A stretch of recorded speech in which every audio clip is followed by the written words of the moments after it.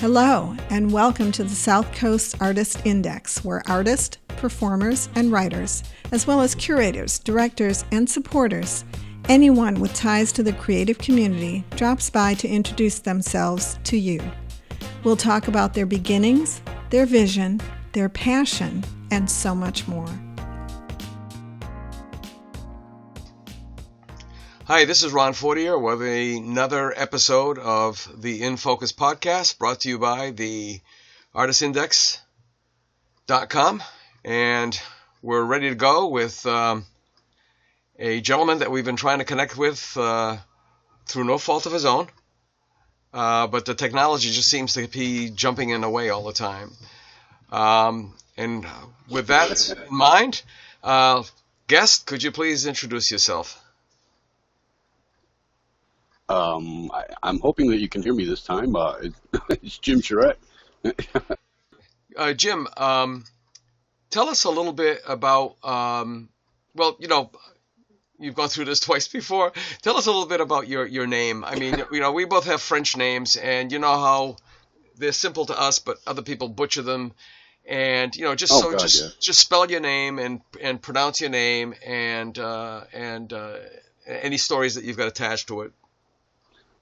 Well, my full name is James Raymond Charette Jr. I dropped the junior a long time ago, but and I also prefer to be called Jim. I thought James was kind of the butler sounding name when I was a kid, so my nana used to call me Jimmy, and when she yelled it out the back door, all 5 foot nothing of her, it scared the hell out of me, because that's when she was mad. But the name Charette, apparently, it has a million pronunciations, though it seems pretty clear, how to say it to me. I've been called, the worst one I've been called was one of those sales calls when they asked for James Charette. At which point I just busted a gut laughing and thanked him and told him that he had the record for the worst pronunciation of my name ever. I get the Charette, the Charette, the Charette, different ones like that. But at least not in the art community, because most people have heard of the Charette art supplies. It's funny, isn't it? How people can alter your name. It's ridiculous. Now, a couple of interesting things have happened since our first two attempts. We've had other guests on, and one of the guests mentioned how was it a guest or was it just a conversation with Don Wilkinson? Yeah, it was a conversation with Don Wilkinson, and probably another guest. I mean, I've been doing a lot of these, so I'm losing track, and I'm getting old. But his wife Elizabeth once asked, "Why is the art community in Fall River so different from the art community in New Bedford?" I think the biggest difference is the fact that New Bedford had schools and still has schools. Mm-hmm. It has a lot to do with Swain, because a lot of the people that came to go to the Swain School of Design stayed in New Bedford, and that is what made the community. I think it was mostly former Swain students that got together and opened Gallery X, if I'm not mistaken. Yeah, that's correct. Yeah. And there's never, we have BCC here in Fall River. I grew up in Fall River and spent most of my time here. I lived in New Bedford for a few years. When I first met my wife, I came up there, and I had a blast when I was there. But circumstances changed, and we're back in Fall River. But there really is no art community here. There's some outstanding artists here, but as far as like a group of them getting together, we never really could do that. I've tried. I've worked with different, segments, like the different cliques, as it were. But that's the problem. That's what it comes down to. I never got that feeling in New Bedford. Everybody was about art, and everybody was very supportive of everybody else. I love New Bedford for that. Yeah. And again, I miss it. Tell me, I had my studio there, and it was amazing, Well, you became a big part of it. I mean, and that's that was one of the reasons when I messaged you, said that you're one of the big fish. I mean, you're one of the interviews that I interviewed Quinn Sullivan. So Mhm. I mean, and I mean that with all honesty, because you are a pivotal guy. You're like, to use another analogy, you're like the Forrest Gump of art around here, because you've been. Well, I don't know. Well, it kind of hurts, but okay. No, and I mean that in a positive sense, because that's one of my favorite movies. In fact, I just watched it last night again for the millionth time. But what I mean by that is that you happen to be in the right place at the right time when something is happening. That's what I mean. So I've got 3 questions about Fall River. There's 3 institutions, let's call them that. One of them is the Fall River Art Association. The other one is the Narrows. And the other one, institution is probably too much of a lofty term for them, but the Millbillies. Could you give us a breakdown on each one of those? Well, I mean, as far as the Millbillies go, there's some really talented guys, and they pulled together some amazing shows.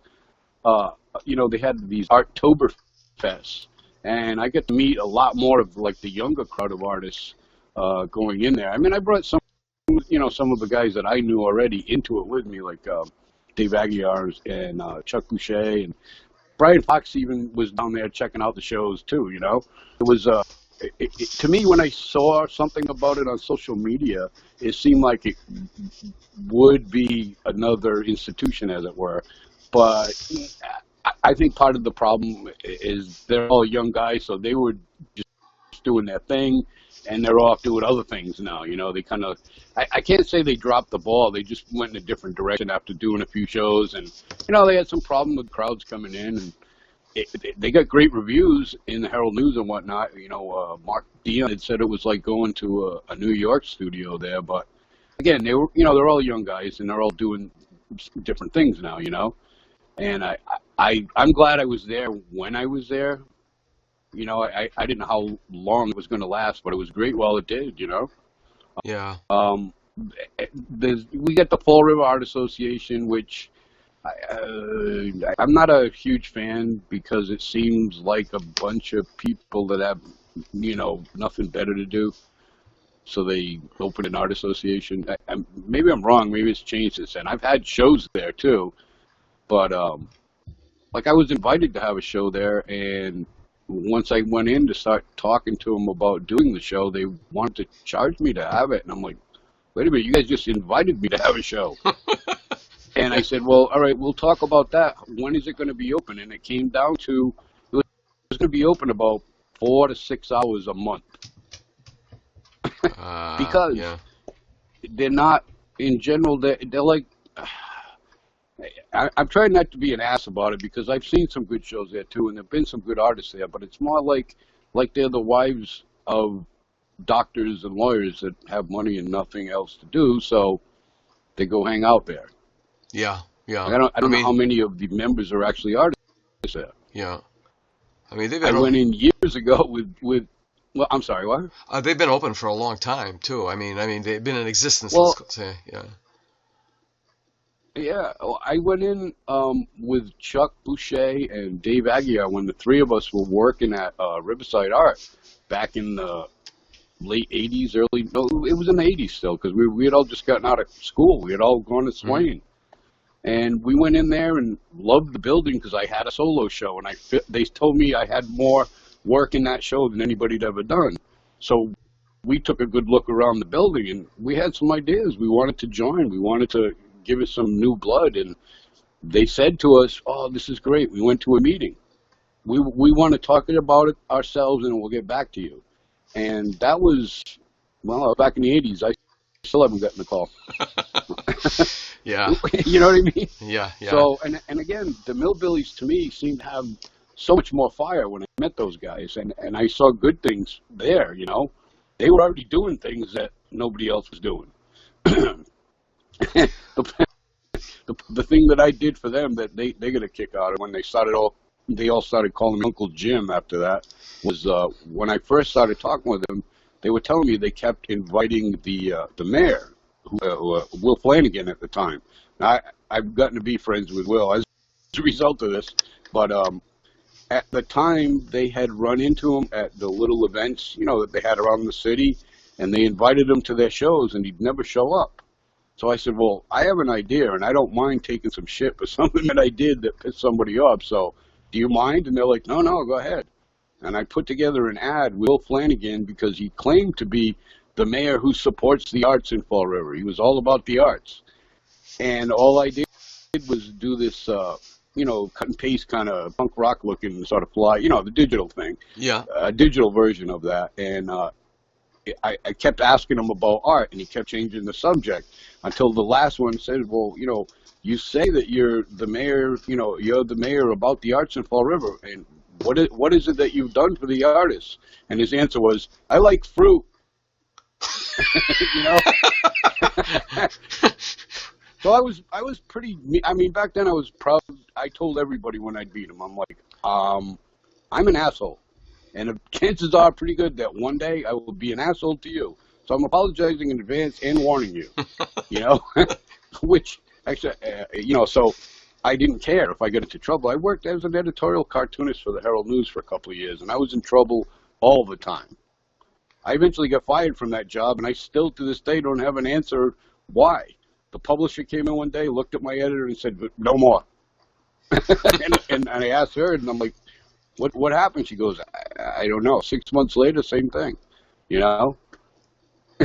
Well, so because I was attacking people and doing my job, I made fun of the fire department, the police department, all of it, Mm-hmm. But the thing with the mayor, I posted that that flyer that I put together on Facebook because I said, well, we got social media, we can go nuts with this. So I posted it, and I told everybody to share it. I had everybody's list that was part of the Millbilly crowd, and they shared the shit out of it. A half hour later, I got a call from the mayor's secretary. She wanted to know when the next show was. Yeah. Okay. Well, he said, Sometimes. can my secretary call you? Okay. Yeah. Yeah. So he came to the next show. He didn't show up with an entourage either. He just came. Yeah. Hung out with us for a couple hours, and then came back the next day to talk to us about things that you like to do in the city, Mm-hmm. And they got involved. I already had plenty of stuff that I was doing, and I wasn't technically a part of the Millbillies. I was just trying to help them out, Mm-hmm. And so they went out and they were painting like the plant pots around the city. They did a couple of murals in the city, things like that. Yeah. And it made a difference for a while, Well, let me ask you a question. It added a little more. What's that? About 10 years ago, I was interim marketing director for professional and continuing education at UMass Dartmouth, and we had our offices in the old Cherry and Webb building, and it was like that's across the street from the new courthouse. Oh yeah, I had a show in that building. Yeah. There was a lady named Victoria, I think it is. She had a British accent. I think she was the one that was organizing shows. Oh, she was awesome. Yeah. I mean, she was awesome. like the Tasmanian devil. I mean, she's like never stopped, But there was a couple. Oh my God, I loved going and talking to her. Yeah, there was a couple of little parks. One of them was, if you're looking at the building, it was directly to the right, and they had some incredible street sculptures, like metal and stuff like that, and some murals and such. Oh yeah. And I remember at the time saying to myself, "Wow, I can feel this like energy in Fall River here that sadly I don't feel in New Bedford." Now this is 2010, so I was like 2 years short of, as I always would refer to it, coming out. I was like coming out to be a painter again in 2012. But in 2010, it was like so incredibly vibrant. And then I think it was a couple, and I forgot. Well, again, the energy down around there, it was the end result. They had tried to do like an art area downtown. Yes. And they were trying to offer spaces for artists to work as long as you could let people come in during the day, kind of a thing. Like storefronts, they were doing that. Yeah. They had, what the hell was it? Oh, it was called the Arts Overlay District. Okay. which kind of fell apart on them because they really didn't do a good job of it.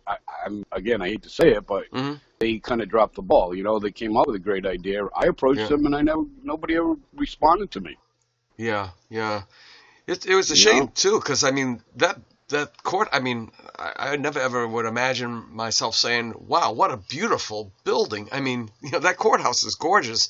That whole area of the town is like really coming together between the arts and the little shops and stuff like that. You know. What about the Narrows? Yeah, sort of. I mean, it's the Hall of Justice down there. I mean, everything else around there it's really bad downtown. I mean, there is no real downtown. Well, I haven't been down in a while, unless so you know. Yeah, unless you're looking to buy drugs, there really isn't nothing to do downtown. Yeah. And trust me, you can buy drugs all up and down downtown. Yeah. Yeah. It's changed quite a bit. Yeah. How about the Narrows? Now the Narrows, as Don Wilkinson said, seems to lean more towards the performing arts than it does the visual arts. What's your? Yeah, I've had my issues with them. You know, I've become friends with Pat Norton, the guy who runs the place. You know, but I've also butted heads with him a lot over the years. I used to work for a screen printer in the building too. There was a place called Dark Side Ink on the other side of the building. Yes. So that's when I get to know him. Yeah. And I've shown work at the Narrows myself. With the Millbillies, in fact, we had a show that we only had people there because we advertised it. The Narrows did next to no advertising. And that I was disappointed with. And when I went in, one of my paintings was hung sideways. And when I said, what the hell? She said, oh, well, it fit that part of the wall. And I'm like, no, if my wife hadn't been there, I would have left with all of my paintings. I was furious. Are you kidding me? I mean, and it wasn't like, I don't really do abstract work. So it wasn't an abstract painting. There was a figure in there. You could see the figure if you turned it sideways. Yeah. So I lost my mind for a little bit there. And like I said, if my wife hadn't been there, I left with all the work. Yeah. I was ripped shit. Well, yeah, you know, I mean, that told me everything I needed to know about the Narrows at that point. Yeah, I guess you it know, also... And I've got Chuck Boucher is... Hey, what's that? And I guess that it in itself... I was going to say, Chuck Boucher has a studio in there. Yes. Tailspun Studios. He was... Exactly. And he was upstairs like the other artists. Vanya Viveris, I think her name is. I could be wrong on the last name. But, you know, there's a bunch of them that has studios upstairs where the music venue was. And then they decided, well, we're going to take you out of here and put you down on the second floor and just have the music upstairs, which, okay, they're expanding their music venue.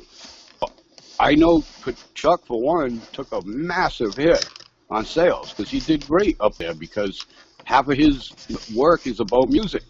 Yeah. You know? I had looked into going in there when I first moved back to Fall River, and the prices they wanted for studios, I mean, I'm married and I got a whole tribe of step kids, you know? I can't afford a studio now. I mean, when I lived in New Bedford, we were living together, but I didn't have the responsibility per se. So I could afford my studio. If it didn't make money, I could at least afford to keep it, you know? But I can't do that here, you know? I'm married now, so my responsibilities changed, you know? Yeah. And I went talked to him about it, and you know, like Chuck had talked to somebody in there, and they gave me a price about something. I said, well, I mean, that's fair enough, but I can't afford that, you know. Yeah. I work my ass off all the time, but I'm not always making money, though, you know. Yeah. I go like every artist. I go through phases. When I worked as a tattoo artist, I had money like shooting out of my ass all the time. Yeah. And I spent every goddamn cent of it having a good time too. Yeah. You know.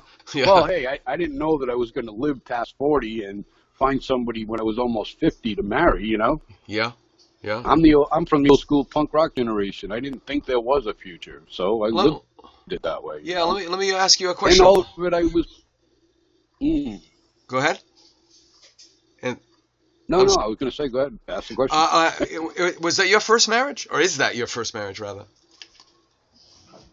That's my first and only marriage. Wow. Well, Fortunately for me, I'm her third, so she's already got the assholes out of the way. hopefully. um, Well, yeah, and I'll tell you what, Heather and I have been together for almost a decade now, and we've done all the worst things that we can do to each other as a couple, and we survived it. that's good. And I'm still crazy about her, you know. Yeah. Let's. Yeah, it's like, hey, and I mean, yeah, I know I've been accused of brusque at times, but it's just the truth, you know. Well. We were both going through shit when we met, and we had to work it out. Yeah. Yeah. But we cared enough about each other to work it out. And we weathered the storm so far, knock on wood, you know? Yeah, yeah. We'll be coming up on our fourth wedding anniversary this year. Let's talk about you as Jim. Well, and it had a huge impact on my work, too, so. All right. Yeah, we can bring that in. And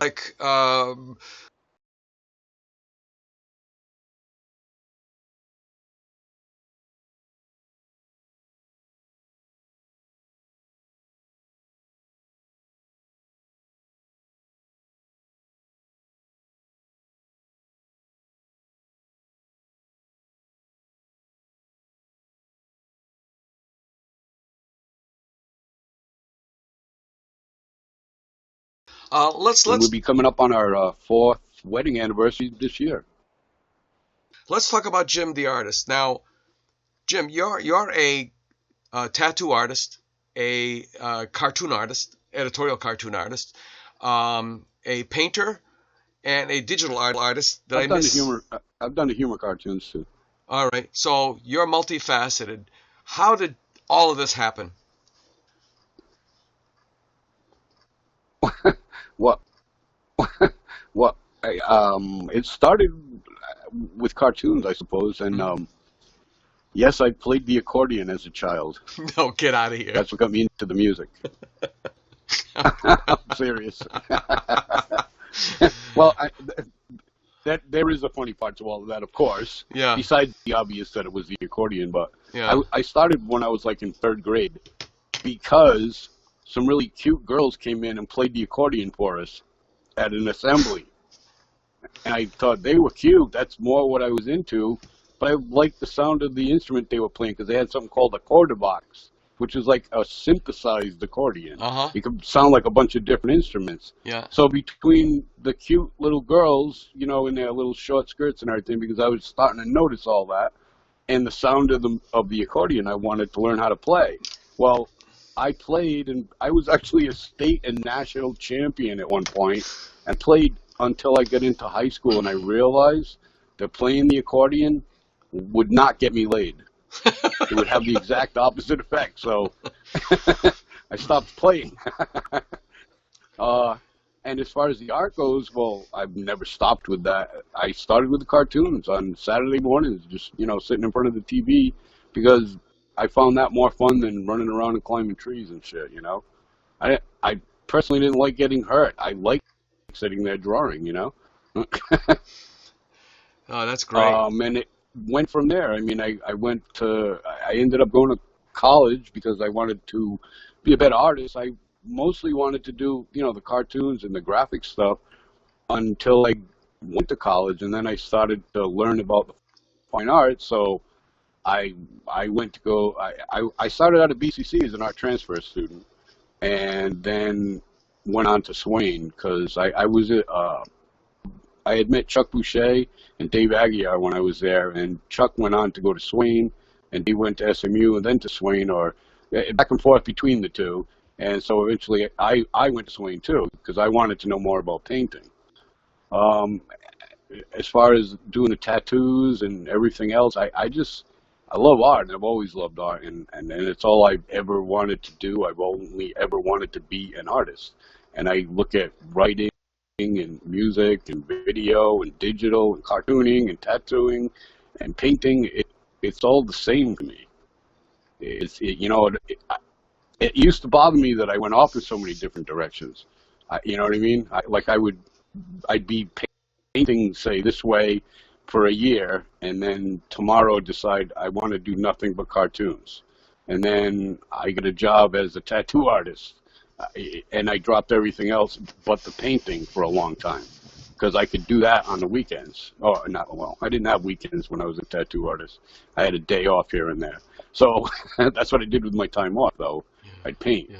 But I got into the tattooing because I got a tattoo, and I said, wow, that's pretty cool. I better learn how to do this because it's going to cost me a lot of money if I don't. And then I thought, well, yeah, I guess I could make some money doing it. And I learned I was learning on my brother and a few of my friends. And I worked with a guy who knew somebody at a tattoo parlor. And he hooked me up with him, and I quit my job, and I went to work there for the next 5 years. You know, it was that kind of thing. And that always bothered me, though, that I jumped around like that. But about a decade ago, I started searching through everything that I've ever done, you know, the videos, the music, all of it. And I finally found the point where it all connects. So I don't feel bad about any of that anymore because it goes right back to that third grader who wanted to do cartoons and make music. Yeah, if that makes any sense. No, it does. I remember asking an uncle who was married 4 times, had 10 children, was one of the early Navy SEALs before there were ever Navy SEALs. He had a kind of a storied lifetime. I mean, he lied. I knew a guy that was one of them too. Really? He lied his way into the. Yeah. Well, go ahead. I'm sorry. No, that's okay. I mean, he lied his way into the Navy before Pearl Harbor, and he arrived at Pearl Harbor. We're still trying to figure it out. The morning of the attack, and witnessed it.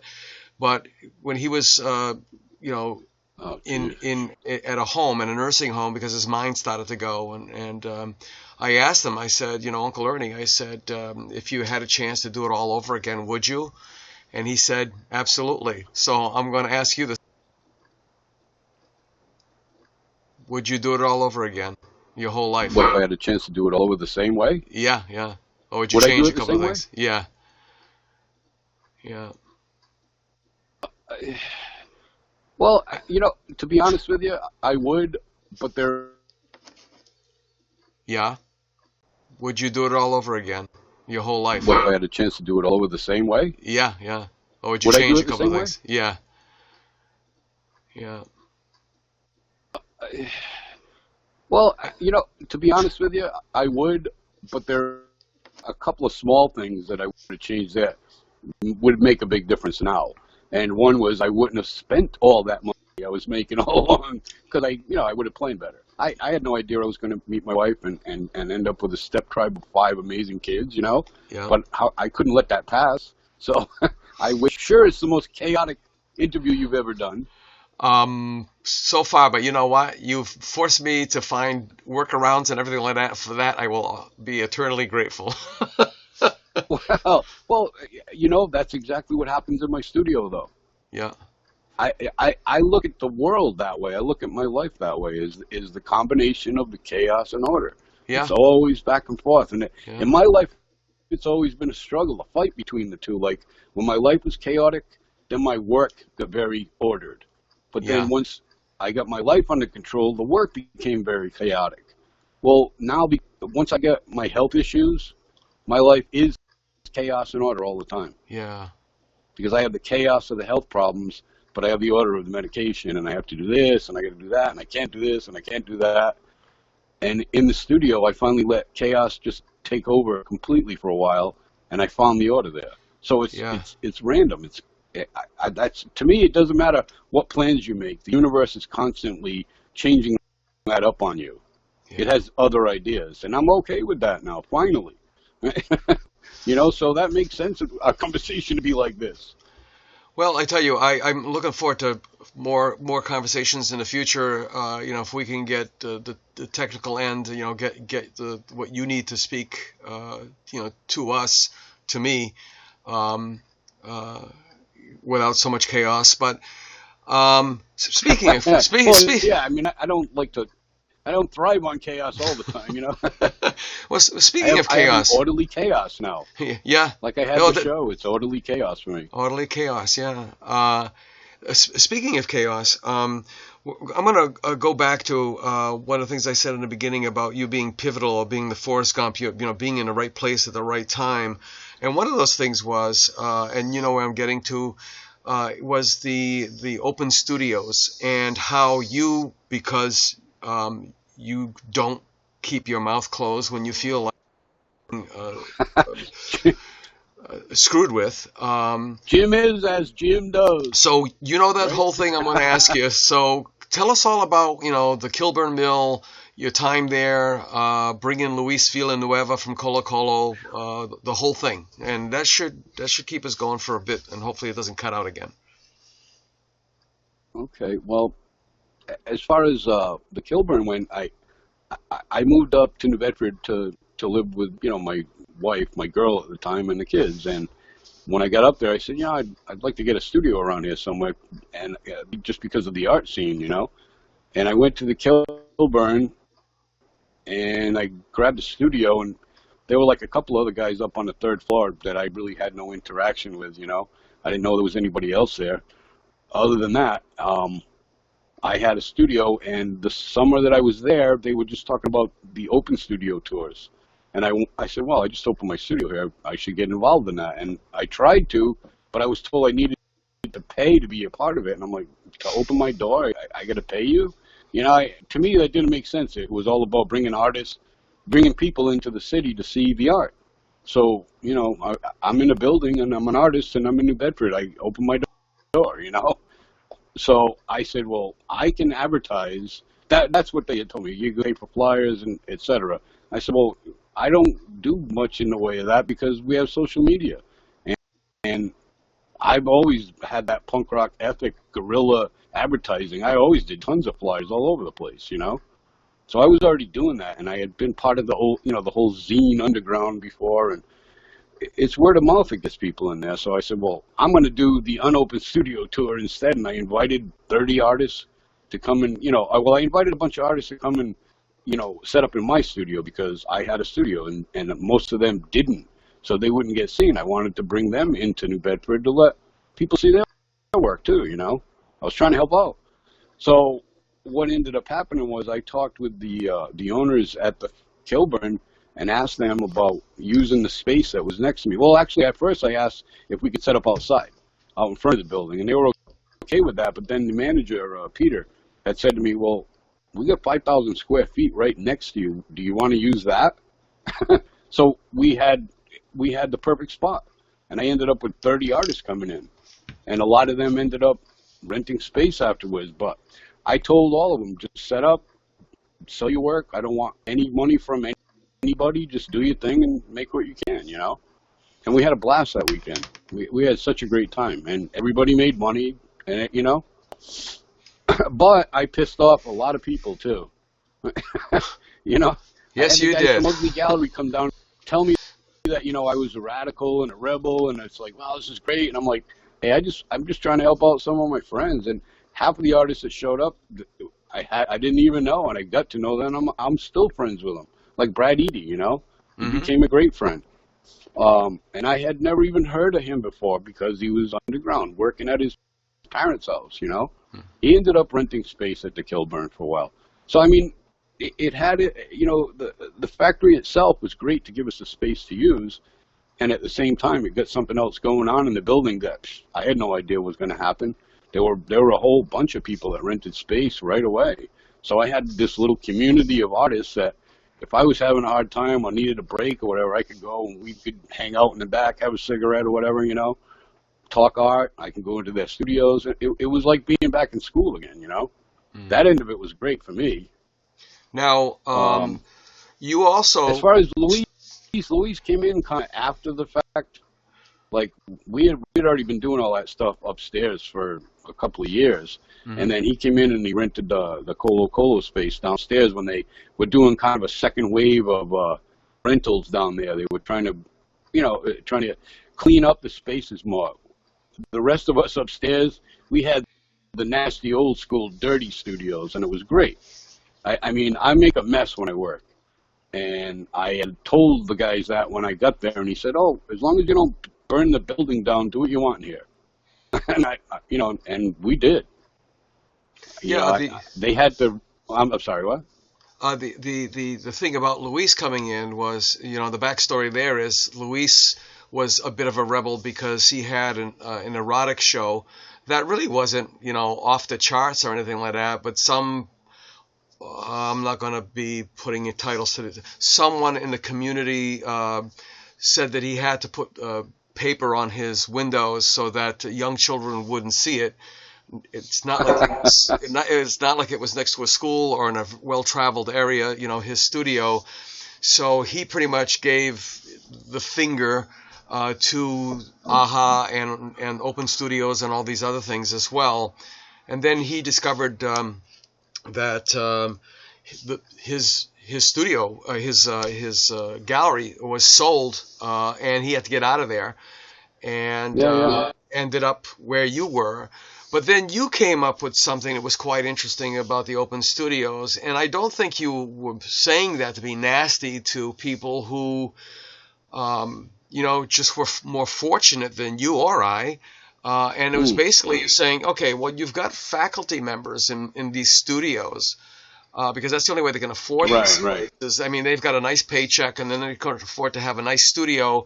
And what about the rest of us? I mean, I don't have any problem with any of those people either, though. I mean, I have respect for all of them because they put the time in and they worked hard, and, they deserve respect. Right.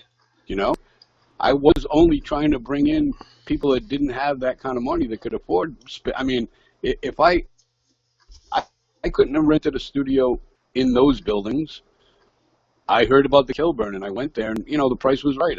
And I knew other people that were my friends and artists that obviously couldn't even afford a space in any of those places, but this was more in their ballpark. Some of them would go in together on a studio, things like that. Others used it actually for storage, and then half of it for a studio space. Yeah.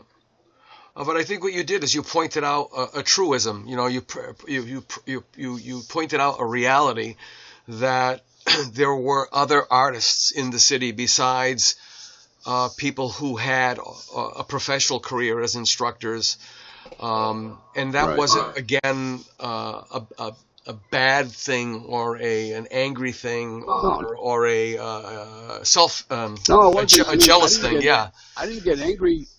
Well, I didn't get angry about any of it because I said, well, let's do it on the same weekend because they're already bringing people into the city.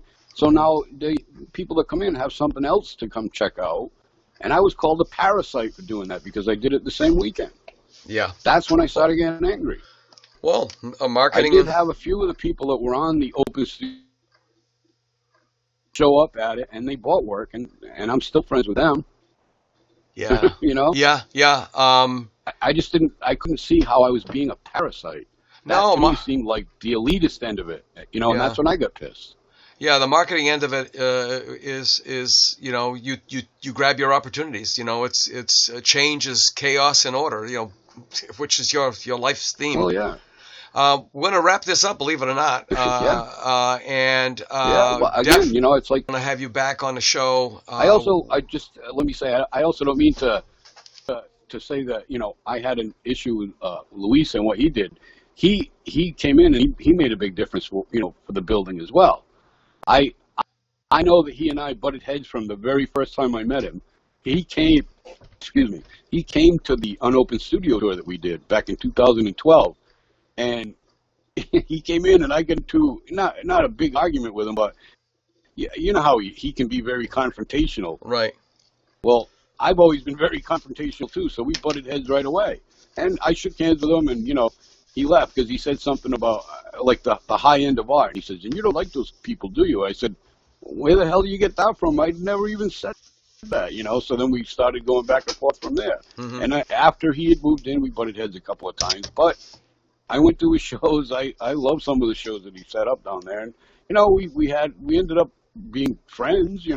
Yeah. So yeah. I don't mean to like take anything away from what he did by coming there. The Colo Gallery made a big difference there too.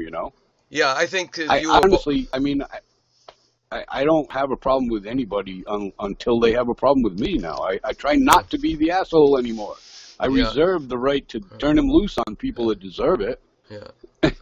My point is, my point is, Jim, that you and he both were pivotal in a couple of big swings in this community, and that's a theme I'd like to go back to. I'm trying to get him on the show, and he keeps saying nobody wants to listen. Nobody will listen to me. Who wants to listen to me? I was surprised why. Well, honestly, I was surprised you wanted to talk to me.